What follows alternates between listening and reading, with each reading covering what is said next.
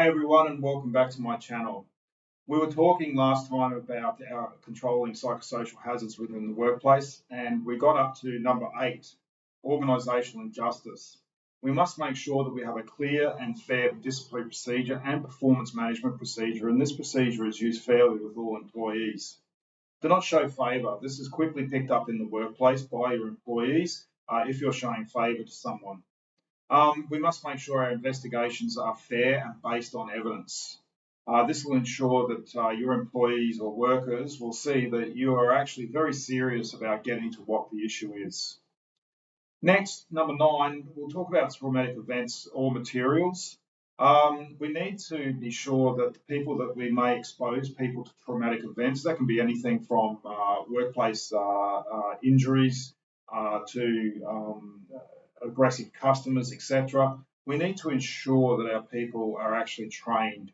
They need to ensure that they can handle those events, and if they can't, they need to let you know. We need to try and eliminate all physical risk from the workplace. It sounds pretty obvious that it doesn't expose the person to any of those incidents or near misses that could cause these traumatic events.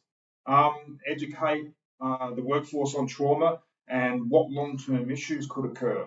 And something to think about, you may want to include the family in this. We're talking specifically about PTSD signs and symptoms.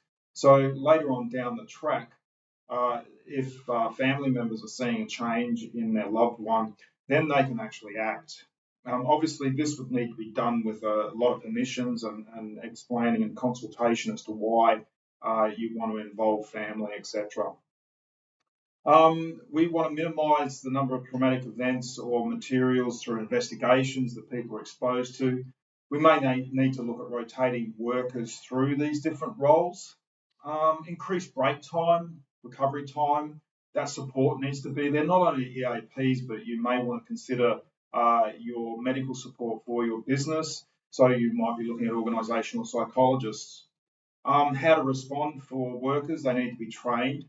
This will reduce the number of decisions they have to make. So train front desk workers on what to do if there's an escalation. A lot of places I go to actually don't run drills. So what I mean is if they have a violent or aggressive customer, they perform the drill of actually getting out of the work area to minimise that exposure to that traumatic event. And obviously, when we employ people, we actually need to tell them that there may be some trauma involved in that position, be it investigations, exposure to the public, or traumatic events, and retrieving people who may have been injured or treating people who may have been injured. So we need to be very upfront about our roles. Remote or isolated work. We need to consider our workplace layout and design in regards to remote or isolated work, what communication systems we have in place for our workers, maybe even a buddy system where people are checked on by people from the workplace and how that works and how that is possible.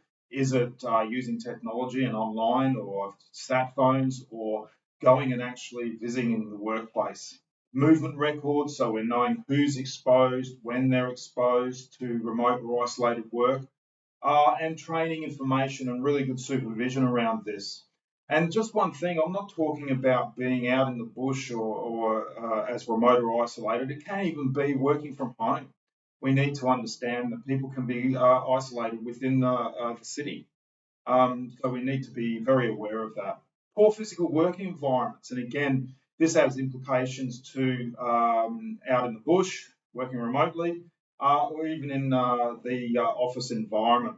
So working in noisy environments, we need to minimise that exposure. For example, having all our machines such as photocopiers, etc., in the open, people having their desks in these open plan offices next to these machines, and all day the photocopier keeps going and exposing that person to not only that constant noise, but also the people coming to pick that photocopying up. So they're being disturbed during their work.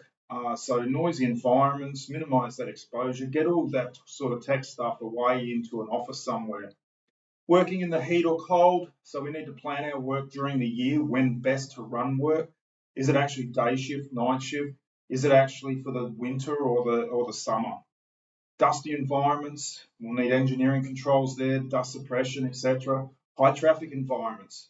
So this is talking about vehicle to person interaction. So we need traffic management plans. We need to separate vehicles and people. And it could be high traffic environments as in pedestrian traffic. And I'm talking about open plan offices here too.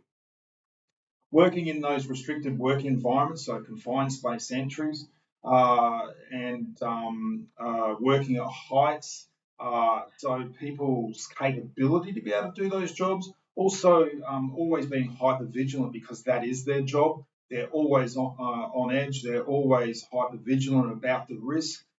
They may need a certain break every now and then from that role. So think about retraining so we can rotate people through. Number 12, violence and aggression. And sadly, yes, it is 2023 and we're talking about violence in the workplace. It can be affected, violence, by a number of factors. So, for example, the nature and location of work. So, it could be actually a remote working environment, and it could be very hot, stressful, physical work that increases the opportunity for someone to actually be aggressive or even commit violence because of the stress of that work in that environment. We need to take that into account. As I mentioned before, those interactions with people, clients, customers, people from the public, the frequency of those interactions. Do we need to rotate people through? Do we actually have enough staff? And that rolls into staffing levels and their skills. Are we actually teaching them how to de-escalate these issues? How are they actually contributing to the escalation of the member of the public because they haven't been taught these skills? We haven't provided them these skills on how to de-escalate people. So the PCBU must consult to implement these controls. They'll be more effective and likely to succeed. So our procedures, safe work systems, actually doing drills in the workplace, and ensuring people know exactly what to do when these sorts of things occur. So procedures and safe systems of work, as I touched on, we should have them for avoiding the need for workers to work in isolation. Procedures that will help people work in those uncontrolled environments. Do they actually carry out situational risk assessments? And what we're talking about there is before they actually start work, do they do a mini self risk assessment to ensure that they're safe? Do we have sufficient workers? Are the workers able to escalate these issues through the chain of command? Do we alternate these tasks? Do we have regular handovers and information exchange with people so people aren't going into these areas blind? They actually know that there could be an issue. Do we actually tell people in inductions and have signage about zero tolerance of aggression and violence? Do we regularly evaluate these work practices? Do we consult with the workers about these work practices and see if they actually contribute to the violence or the aggression? So again, training, it's really important. Number 13, bullying. Well, we need to have a management commitment around bullying. We need to set the standard of workplace behaviour that's required. So this should start right at the induction or when people are hired. What sort of workplace behaviour we are looking for. Develop that productive and respectful workplace relationships. Safe systems of work are very important. So job roles, provide those resources, provide support, consult on change. Report and response procedures should be understood by our workforce. We need to train and educate them. Do we have whistleblower procedures? Some of the good whistleblower procedures I've seen actually use a QR code so people can walk past, take a photo of that, and put their report in. This is really important. So bullying is an area that really needs to be looked at and controlled. And this can even come down to team development. Do we have one or two people in the team that do all the talking? If so, we need to put boundaries in on those people because people aren't feeling safe to raise issues. There may be bullying going on. So we need to address these types of things. Number 14, harassment, which includes sexual harassment. We need to ensure the workplace is secure, make sure that our change rooms are secure, There's limited access from the public to these workplaces, particularly at night, and we're talking here specifically night shift and people that work alone. Increase that visibility, so have semi-opaque glass for offices to improve that natural surveillance. Performance management procedure must apply to everyone.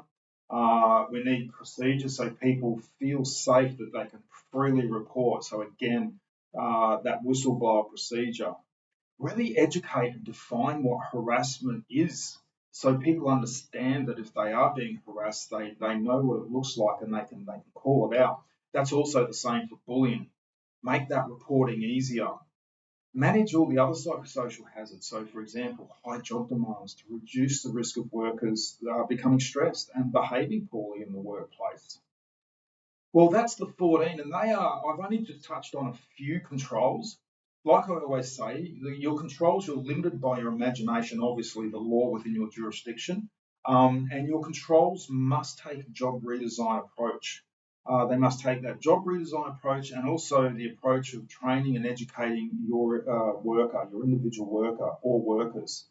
It's very important because if we just concentrate on the individual, then our controls will fail. Okay, well, thank you so much. My next video in the next week or so, we'll be looking at job redesign. Hope to see you then. Have a safe week.